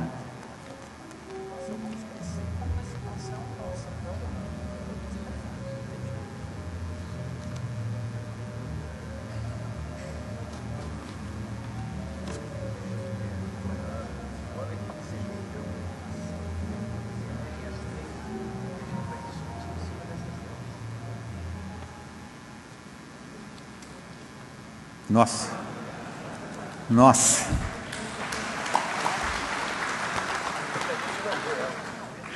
Haroldo, é contigo. Não, eu diria mais que é o Ariel. Ariel, você viu o resultado? Não vi. Então aqui, olha, eu vou ler para você. 84,5% do pessoal que nos presta, como usar uma expressão de um colega, que nos dá o carinho da audiência, aqui 84% do nosso público considera como questão relevante a ser respondida por vocês se a proteção ambiental não seria mais efetiva se os órgãos reguladores privilegiassem o incentivo em vez da regulação e imposição de multas. Claro, todos, não só o Ariel. Eu só queria começar pelo Ariel porque a pergunta é direta para o Ministério do Meio Ambiente. Eu acho que todos vocês vão falar sobre o assunto, estão todos ansiosos para falar sobre isso. Só o Ariel que começa. Explicar um pouquinho melhor. Eu vou lhes dar um exemplo, eu acho que é preciso situar isso no plano que exatamente os senhores colocaram. Faz todo sentido. nós temos que caminhar para uma cultura do estímulo. Estímulo de mercados, estímulos de responsabilidade social, econômica e ambiental, estímulos, em outros termos, que implicam uma cultura. Eu não tenho dúvida disso. A questão ambiental é uma questão que vem crescendo numa velocidade maior que a capacidade da sociedade e das comunidades de assimilar responsabilidade ambiental no exato ponto. Então, só queria terminar uma coisa. Eu acho que tem uma parte da sociedade empresarial brasileira que tem todas as qualificações para poder estar num outro patamar em que nós hoje nos encontramos. Ok? Mas eu acho, e se eu vejo, lhes digo o seguinte, imaginem os senhores, se no arco do desflorestamento, e isso que nós passamos de 20 mil quilômetros quadrados por ano de desflorestamento em 2002, se não me falha a memória, a 7 mil, como vai ser provavelmente esse ano, não tivesse operações de comando e controle. Num ambiente onde é muito difícil, muito complicado, operar o Estado, porque falta, inclusive, o próprio Estado. Então, nós vivemos uma espécie de heterogeneidade federativa, heterogeneidade de temas e heterogeneidade de condições de cultura ambiental no plano brasileiro. E é preciso, portanto, combinar os dois, sendo que eu acho que na larga nós teremos que ir substituindo pouco a pouco o comando e controle por elementos de estímulo, porque é disso que o mundo nos ensina que é muito melhor. Todo mundo quer falar a respeito, que o Haroldo me pediu a palavra sobre isso agora, ou o Ciro também está pedindo a palavra? Ciro, desculpe, Haroldo, Ciro. Eu queria só que você esclarecesse, a nós aqui não ficou muito clara a pergunta, talvez problema do som, só para... É verdade, é engraçado, vocês podem achar curioso, mas eles me ouvem muito menos do que vocês, porque o som é dirigido para vocês. A pergunta é simplesmente a seguinte, não é melhor incentivar do que punir? A pergunta implica, o statement da pergunta, como a gente diz, ele é declaratório. Ele supõe que é melhor incentivar do que punir. Está muito claro na formulação da pergunta. E na reação da plateia, mais claro ainda. A plateia, evidentemente, com esmagadora maioria, acha que é melhor incentivar do que punir. William, realmente, não tem dúvida que a punição ela é perversa. Agora, nós estamos vivendo uma experiência, nós lá no parlamento, com o deputado também Eduardo, em relação ao Código Florestal. Nós vivemos uns desmandos de séculos, certo? O meio ambiente foi degradado. Agora, de repente, alguém quer pôr uma parada nisso tudo, diz assim, não, nós vamos agora restabelecer tudo isso de uma maneira imediata. Não é possível, certo? Não pode se acabar com as várzeas no Rio Grande do Sul de plantação de arroz, as margens do rio, então tem uma série de implicações, certo? Agora, também não podemos deixar continuar, tem que ter um meio termo, isso tem que ter um equilíbrio, porque senão nós vamos apertar. Não se trata de uma briga de ambientalistas e ruralistas, produtores ou industriais do agronegócio, mas sim de um consenso e de um bom senso, certo? Nós temos que recuperar, vamos ter que dar prazo, mas nós vamos ter que aceitar algumas coisas que são realidades, nós não podemos fugir disso. Então, o meio ambiente que foi agredido hoje se torna um grande problema, e por isso, mais uma vez, que as regras têm que ser muito claras e execuíveis. Vamos ao segundo bloco de questões. Poderia projetá-las para o público? Vamos lá, eu vou ler rapidamente. Eles não têm como ler, por isso, se vocês conseguirem guardar de ouvido, o que falta às agências reguladoras para garantir agilidade e segurança jurídica ao investidor e serviço de qualidade e custo adequado ao consumidor? Pergunta 1. Desculpa, Eduardo, você não está ouvindo? Já me inscrevi. Ok. Ele está querendo influenciar vocês. 2. Como podemos dinamizar as parcerias público-privadas em âmbito federal? Podemos aproveitar experiências exitosas de alguns estados? Ou vocês acham que a terceira questão é a mais relevante e é a que vocês querem que eles abordem? Os atrasos nas obras de infraestrutura, eles devem-se à falta de eficiência do setor? Tem um erro de concordância ali, hein? Devem-se à falta de eficiência do setor público ou ao excesso de rigor dos órgãos fiscalizadores? Como fazer para reduzir o problema? Votem.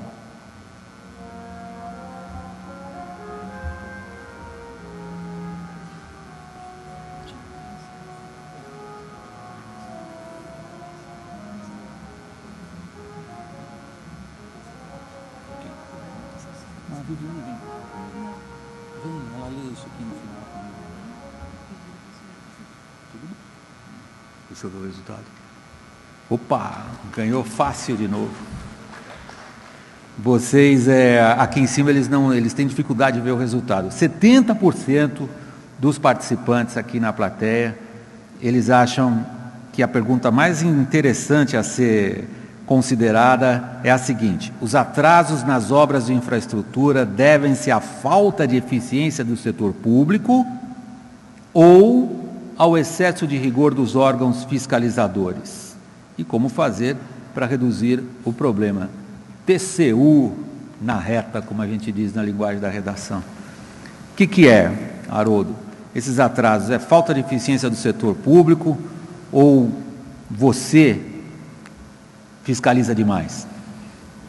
Eu acho que há um claro descompasso, lamentavelmente, entre a forma de trabalho, a clareza como as coisas são postas nos trabalhos do TCU e em relação àquilo que efetivamente acontece, não só no planejamento. Isso aqui já foi discutido, acho, sobremaneira na manhã de hoje, a questão da falta de projetos competentes.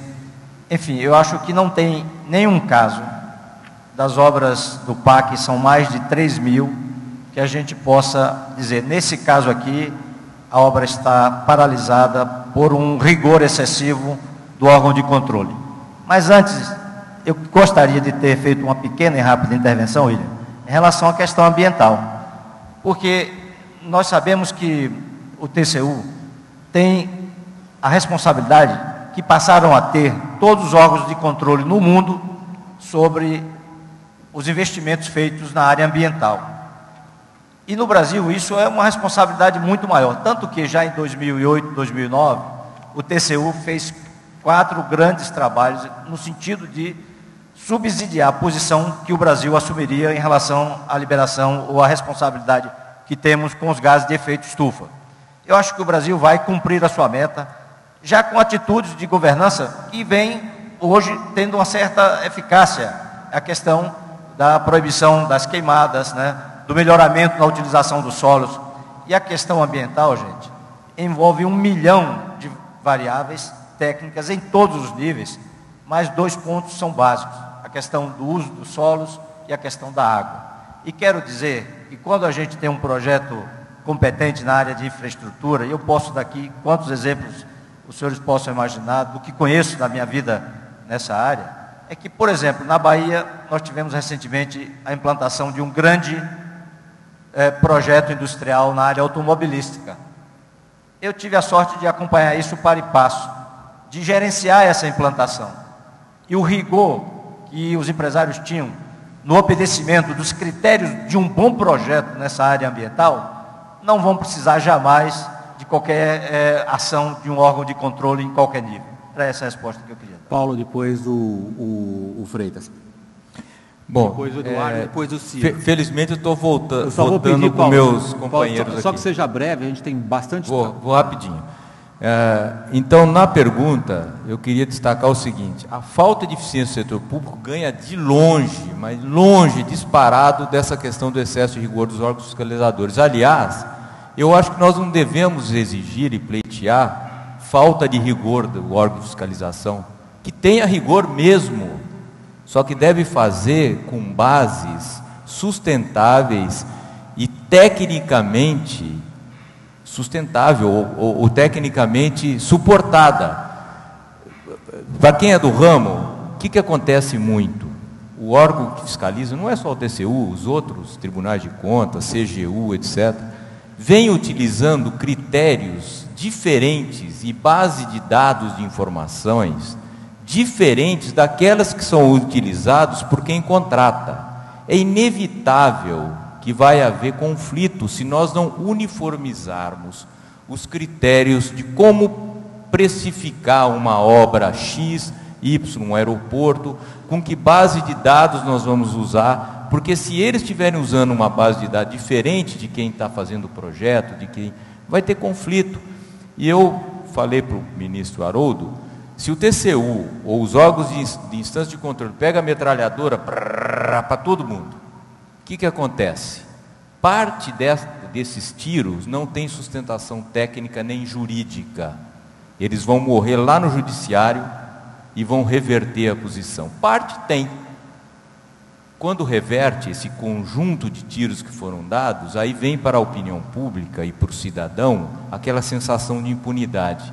Nossa, mas deu um tiro aqui enorme, só pegou um pedacinho. Por isso que nós precisamos uniformizar critérios e ter bases técnicas, mais técnica, menos emoção. Zé de Freitas.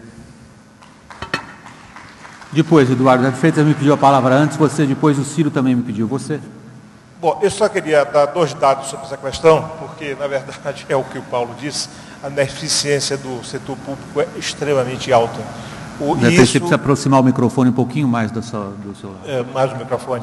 Eu, repetindo, de fato, a primeira questão, eu acho que ela é a principal, a ineficiência, não é a ineficiência, a falta de qualificação, de qualidade do setor público nessa área, por exemplo, de transporte, ela é a mãe de todos os problemas. Eu não sei se vocês sabem, esse dado me foi dado recentemente por um alto funcionário do governo, que o Tribunal de Contas da União tem mais engenheiro do que o DENIT.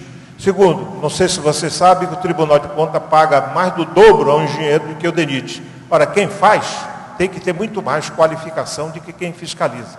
Bom, eu acho que esses dados aí já são suficientes. O segundo caso é que nós estamos misturando as coisas. Eu acho que a legislação ambiental, ela tem que ser repressiva para umas atividades mesmo. Eu acho que o desmatamento na Amazônia tem que ter repressão mesmo.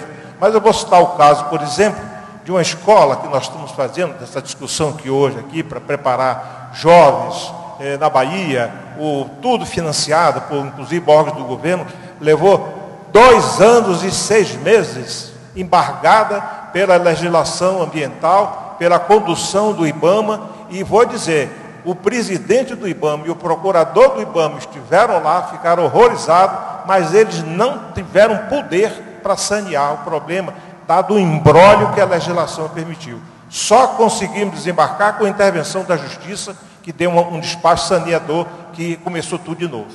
Eduardo. Rapidamente, o Mascarenhas acabou falando parte do que eu ia dizer. Se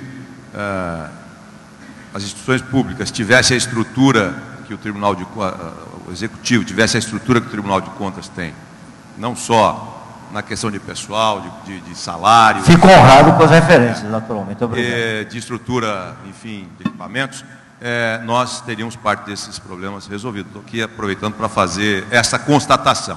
Da mesma forma, o agente licenciador, ele é penalizado pessoalmente, na pessoa física, e isso também faz com que crie, muitas vezes, constrangimentos no Ministério Público com relação a essas questões. Mas é também, evidentemente, um problema de processo, né? Nós temos que ter um balcão único de licenciamento para tratar de questões que não ficassem passando por aqui, por ali, por tantas instâncias. Não é só um problema de falta de estrutura, mas também um problema de processo. Senhores, senão eu passo para o terceiro. Não, o Ariel e o Ciro querem falar. Ciro, por favor. Bom, eu acho que essa pergunta eu vou deixar para os senhores responder. Eu quero perguntar se é questão de competência ou não. O setor privado, quando participa de uma licitação, ou é licitante ou licitador, as coisas correm dentro de uma normalidade tremenda. Ela tem começo, meio, fim, dentro do seu cronograma, dentro do seu orçamento. As obras públicas, justamente ao contrário. Nós temos aqui 2 exemplos. Um, que é a BR-101, a duplicação, e a 116, que é 3 anos, não tem mais do que 10% feita. E temos um Rodonel, uma das maiores obras da infraestrutura, aqui em São Paulo, que teve começo, meio e fim. Então, é questão de competência ou não. Devolvo essa bola para os senhores. Ariel. Eu acho que é preciso separar um pouco o que é competência, eficiência, porque uma parte, eu acredito sim, é também uma capacidade, não é instalada, de técnicos no próprio setor público para poder dar conta, hoje, em questão de 8 anos, só a entrada no IBAMA de processos de licenciamento, portanto, processos grandes, porque no licenciamento do IBAMA geralmente são processos grandes, portanto, estratégicos. Estamos dobrando do patamar de 100 que entravam por ano, agora entram 223, em média, 220 projetos. Que está fazendo com que se acumulem, não é, no âmbito do IBAMA, hoje, 1.675 projetos estando tramitando em paralelo. Agora eu vou lhes dizer o seguinte, a condição da carreira, de fato, não mudou. a condição, isso é importante também, eu quero que eles falar, a condição do orçamento do Ministério, gente, é o mesmo a valor constante, hein? Vamos agora fazer as coisas, senão fica dito, a valor constante é o mesmo do ano 2000. E a curva da demanda sobre investimentos, todos os senhores conhecem. Agora eu queria comentar que esse é um aspecto, apenas um dos aspectos. É um problema de regulação, é um problema de regras.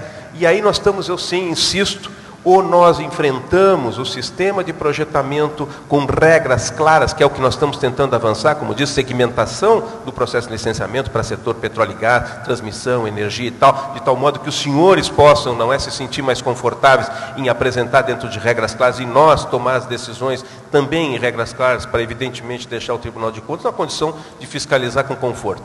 Isso é o segundo ponto. Tem um terceiro ponto que eu queria comentar por terminar. Terceiro ponto rápido. Que é o seguinte. Eu tenho a impressão e insisto, não é? O sistema básico hoje de 8666, fazer as licitações, é 3 anos qualquer projeto, independente de qualquer coisa. Eu lhes garanto que eu acompanhei vários, e diretamente. Então é 6 meses para preparar um projeto, tem que ir inclusive no Tribunal de Contas, é mais 6 meses para poder licitar, depois é para ter o projeto básico, projeto executivo até implementar mais outros. Eu garanto para vocês que dá 3 anos. Isso não é razoável. Nós precisamos mudar essas regras. Vamos ao terceiro bloco de perguntas. Preparem-se para votar em relação às seguintes propostas. Como diminuir custos e aumentar a eficiência dos portos brasileiros? Pergunta número 1. Pergunta número 2. O que é preciso fazer para que o custo de energia volte a ser um fator de competitividade da economia brasileira? E a de número 3. É possível reduzir o custo de transporte no Brasil com o atual modelo institucional do Estado brasileiro? Votem.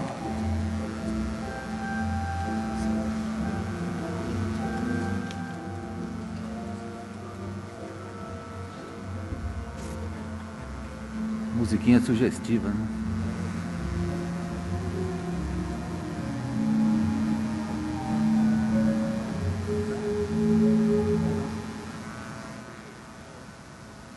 Essa aí não foi daquela rara unanimidade das outras, mas uma maioria folgada. A plateia pede a vocês, na verdade, que façam aquilo que é essencial em todo o debate também, que é projetar para frente, é pensar para frente. É a chamada agência propositiva. O que a sugestão do público, evidentemente dirigida a vocês, quer é estabelecer o que se pode fazer. Por exemplo, custo de energia, diretamente ligado a questões de meio ambiente. Diretamente ligado a questões de meio ambiente. Foi discutido ontem também, me lembro bem. Como é que esse custo de energia possa voltar a ser um fator de competitividade? Várias mãos levantadas, a primeira que eu vi foi a do Eduardo.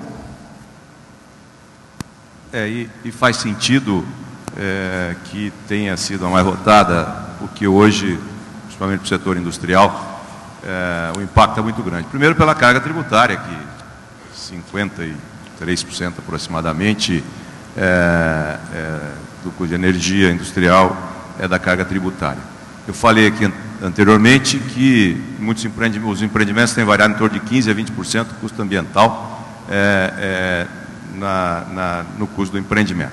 Então, basicamente, esses dois aspectos, assim, de forma global, são que impactam muito. Nós vamos ter agora um processo de discussão da renovação das concessões e na questão da geração,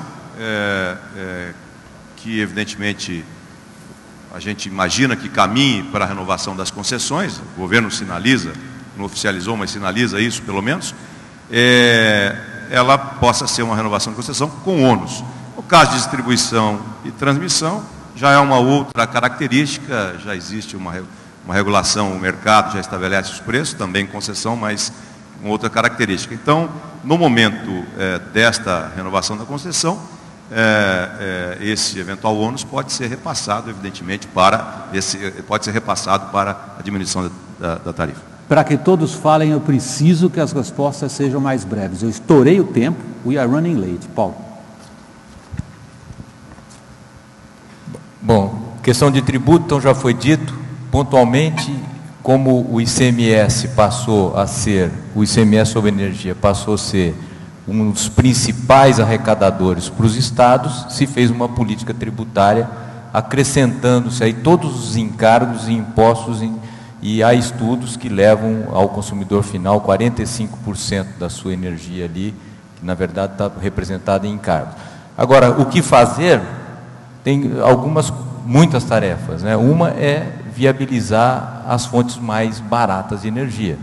E uma das chaves é exatamente o licenciamento. O paradoxo é que você, para licenciar uma hidroelétrica que vender energia recentemente aí para o mercado regulado a R$70, R$60, você demora 5 anos para viabilizar, como já foi dito aqui, e para você licenciar uma planta com 70, 80 motores queimando óleo combustível, você demora mais ou menos uns 3 meses.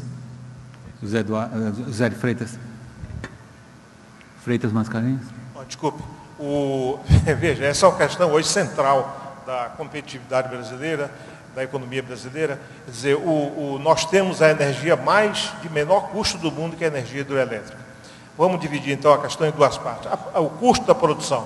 O custo da produção é o que é, nós não vamos comentar aqui. Agora, em cima desse custo da produção, essa política do governo, não é desse governo, dos governos, começam a gerar uma série de impostos e encargos que vão cada vez mais encarecendo o custo da energia e que transforma o Brasil hoje em um país anticompetitivo. O Brasil é o 3º país em termos de custo mais alto de energia. Agora, o que é que fazer?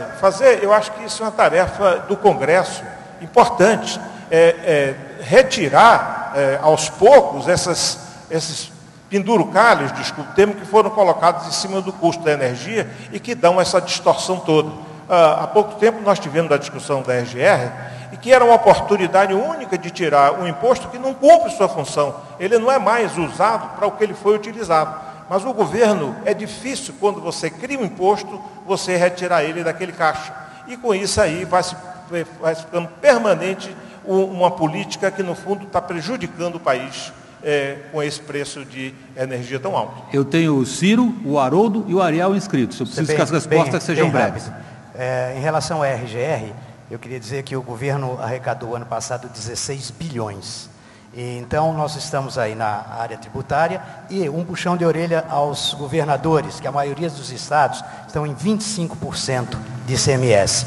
E a oportunidade que o Brasil tem na renovação das concessões de, inclusive, colocar um limite, porque ou seja, através de novas licitações, ou seja, através da própria renovação, esse investimento já foi amortizado. Então, é o momento de deixar as regras claras e trazer uma energia mais barata. E incentivar, com financiamentos, as energias realmente onde nós temos maiores oportunidades e são menos onerosas. Haroldo e Ariel, agradeceremos o exercício do seu fantástico poder de síntese. Exatamente. Eu queria dizer que o tribunal tem uma enorme preocupação com essa área da infraestrutura, até porque ela é fundamental para hoje e para amanhã. E, recentemente, realizamos 3 trabalhos, espero já do conhecimento dos senhores, sobre a conta de consumo de combustíveis fósseis dos sistemas isolados, o programa Luz para Todos e a tarifa social e a regulação das perdas elétricas que acabam interferindo em todas as nossas tarifas. Mas, o mais importante hoje é a gente não ficar só no discurso de que temos a energia mais barata do mundo, temos que aproveitar todos os mananciais que temos para a energia hidrelétrica, mas, acima de tudo, as energias renováveis, como a energia eólica e a energia solar, elas precisam de uma atenção especial na área da governança do nosso país, porque nós estamos ficando com a distância muito grande para os países desenvolvidos, principalmente nessa área. Ariel, brevemente, aí temos mais um bloco de votação. Eu vou direto ao ponto do que é o custo ambiental, porque é muito importante, ele tem sido grande. Eu queria equacionar uma questão, esclarecer aos senhores que é preciso separar 2 tipos de custo ambiental. Aquele que é um custo ambiental de biodiversidade, está no SNUC, está na lei, e ele tem, inclusive, ele tem uma equação que todos conhecem, portanto, tem que seguir a equação. A equação nos dá água. E essa equação é que você precisa aperfeiçoar, porque ela tem certa discricionariedade do âmbito do órgão ambiental, e eu sou a favor, inclusive, que fique mais claro para o setor privado como se faz a conta ambiental. Mas aqui eu queria dizer uma coisa: grande parte das vezes da conta ambiental, no que diz respeito à parte de energia elétrica, é por conta do projeto e não é por conta ambiental, porque reassentamento está na conta ambiental. E reassentamento devia ser um problema do projeto hidrelétrico e não do projeto da conta ambiental. Tanto é que tem um decreto, saiu agora em 2010, 26 de outubro, 7342, que diz que tem que ter um cadastro socioeconômico, e esse cadastro socioeconômico é prévio para o licenciamento ambiental. Mais uma vez, fica no licenciamento ambiental de depois cobrar a conta do reassentamento, dos problemas sociais e econômicos, que não são ambientais, viu, gente? Então, eu entendo um pouco que é importante que se esclareça isso aos senhores, e é preciso, visto que tem transparência, tem governança, que eu sou a favor, e todos nós aqui, evidentemente, somos a favor de vocês. Mas eu só queria, por exemplo, por último, dizer o seguinte mesmo. Senhores, eu sou muito otimista. Nós vamos ter energia mais barata nos próximos anos, eu não tenho dúvida, em termos reais, nós vamos ter energia mais barata por conta das energias renováveis. O último leilão, R$ 99,00 a eólica, eu fiquei estarrecido. Em 2013 era R$ 300,00 o megawatt. Obrigado, Ariel. Nós temos mais um bloco de votação. Eu vou pedir para a Viviane vir me ajudar aqui, a Vivi, como a gente conhece ela na emissora. Vivi, por favor. Nós vamos fazer aquele jogralzinho que no Jornal Nacional chama-se escalada. Cada um lê uma frase. Vocês vão escolher das 10 frases que a Viviane e eu leremos na sequência, vocês escolherão as 3 que, na opinião de vocês, são as mais relevantes. Vivi, começa. Então, o elevado custo da energia elétrica ao consumidor industrial, letra A. 2, ou letra B, excesso de burocracia e baixa eficiência da gestão pública na área dos transportes. Alto preço e dificuldades no acesso terrestre aos portos públicos. Estado de conservação ruim da malha rodoviária nacional.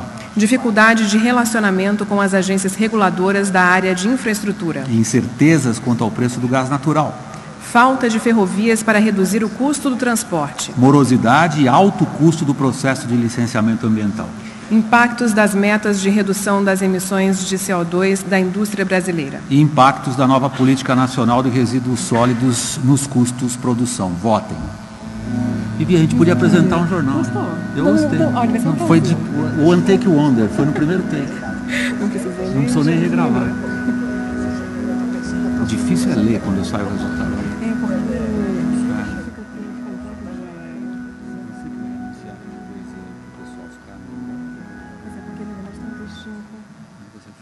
Ok, vamos aos resultados. Você consegue ler? Eu Letra não consigo. A, elevado custo da energia elétrica ao consumidor industrial. Ganhou fácil. Ganhou fácil. Depois 14. Letra B, excesso de burocracia e baixa eficiência da gestão pública na área dos transportes. Eu tinha postado nessa. Ah, é? Eu tinha postado na primeira mesmo. Letra D, estado de conservação ruim da malha rodoviária nacional. Algum comentário, senhores, antes da gente encerrar? Não ouviram nada. Empatou ali. Empatou ali. Ah, então. Isso aí o TRE ia impugnar. Ia. Morosidade e alto custo do processo de licenciamento ambiental. Então, comentários, senhores? Eles não ouviram? Vamos lá. O que, na opinião do público, é o mais importante nesse decálogo de 10? Estão me ouvindo agora, Paulo, ou não? Então, o público considera que o elevado custo da energia elétrica ao consumidor industrial é o fator de maior destaque ao analisar a questão da infraestrutura e do meio ambiente. Ganhou com folgada, com 20. Em segundo lugar, Vivi, foi... Em segundo lugar, foi excesso de burocracia e baixa eficiência da gestão pública na área dos transportes. Absolutamente interligado. E está um empate aí. Com o terceiro, que é? Letra D, estado de conservação ruim da malha rodoviária nacional e morosidade e alto custo do processo de licenciamento ambiental. Se alguém for comentar, tem que ser hiper breve. Telegráfico, Paulo. 30 segundos?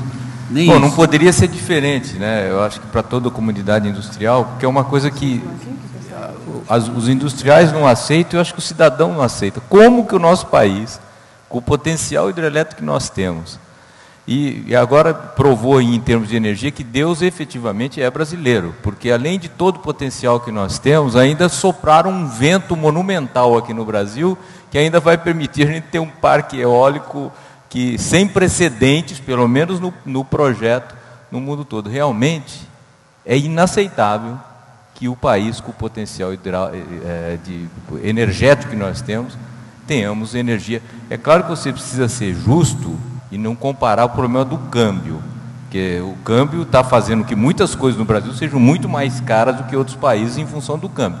Mas mesmo assim é inaceitável o custo da energia no Brasil. Senhores, mais alguma palavra? Só um minutinho para dar uma mensagem que eu acho importantíssimo, que essas perguntas do público entenderam que a nossa plateia entendeu o drama do problema da infraestrutura no Brasil. Ariel, tem que ser telegráfico. Então, era só dizer aos empresários e ao governo também, porque o governo tem que ouvir, e é muito importante ouvir. E por isso esses momentos são importantes. É que nós estamos vivendo uma transição muito profunda em que a questão ambiental tem que deixar de ser restrição para ser oportunidade. A questão das mudanças climáticas, tudo que vem do ponto de vista da biodiversidade, tudo que vem do que lhes é de fato restrição, nós temos que virar a mesa e dizer, isto agora passa a ser oportunidade. É uma nova onda brutal de investimentos que nós temos que fazer com que essa questão que hoje é restrição seja de fato essa bênção que o Brasil tem de ser um grande depósito, não é, de grandes oportunidades ambientais. Pessoal, a Viviane vai assumir a condução. Eu queria me despedir, agradecer muito a vocês a atenção e pedir da parte de vocês um forte aplauso aos participantes. Muito obrigado.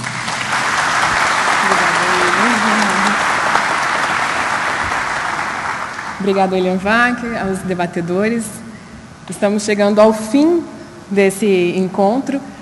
Se quiserem permanecer, só mais um instantinho. Esse evento ele é realizado anualmente pela CNI e consagrou-se ao longo de suas 5 edições como o mais representativo evento empresarial da indústria. Esta 6ª edição, que contou com uma participação de 1.600 empresários de todo o país, teve como tema central o fortalecimento da competitividade da indústria brasileira e debateu alternativas para o setor industrial nacional e a criação de novas fontes de dinamismo econômico no país. Queremos agradecer os patrocinadores Sebrae, SESI, Senai, Andrade Gutierrez, ABDI, BNDES, Caixa, INPI, Petrobras e informar que os estandes ficarão abertos durante o brunch e que a ABDI está lançando neste 6º encontro o Guia de Instrumento de Apoio ao Desenvolvimento Industrial. Tivemos durante o evento a oportunidade de realizar uma votação sobre os 5 temas discutidos, que elencaram as 15 prioridades a serem trabalhadas e inseridas pela CNI na agenda da indústria. Essas propostas estarão no site da CNI para uma futura consulta, que é o cni.org.br. E para fazer o encerramento oficial do evento, eu convido agora para subir ao palco o presidente da CNI, Robson Braga de Andrade.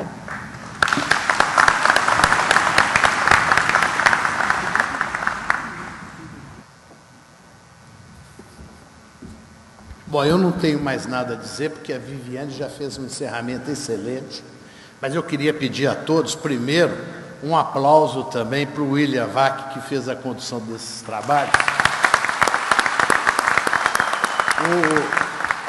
O William já faz parte da nossa equipe, né, William? Então, e eu vou seguir o conselho que o William colocou, e com a presença dos senhores debatedores aqui, eu acho que é importantíssimo a gente, ainda esse ano, criar um momento para discutir a questão da concorrência pública, das licitações e da Lei 8666.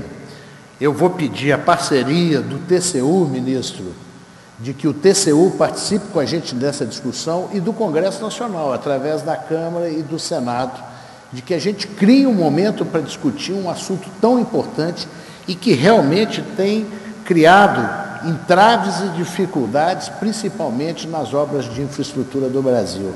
Eu acho que a gente pode achar mecanismos e sugerir ao governo mudanças importantes a serem realizadas. Vamos procurar organizar isso esse ano ainda, ministro, se o senhor estiver de acordo, a gente organizar junto com o Congresso Nacional esse momento. E queria dizer aos senhores, reforçar o que a Viviane já disse, os temas aqui debatidos, as respostas, as decisões que os senhores tomaram vão orientar as ações da CNI nesse próximo ano do ponto de vista da agenda que a CNI vai perseguir e trabalhar em prol de melhorar o ambiente de negócios no Brasil, de tirar os obstáculos que nós temos e de criar condições para que a economia e as nossas empresas possam continuar crescendo e se desenvolvendo. Muito obrigado a todos, bom retorno aos seus estados e a CNI Brasília estamos à disposição para a gente continuar fazendo esse trabalho em prol do país. Obrigado.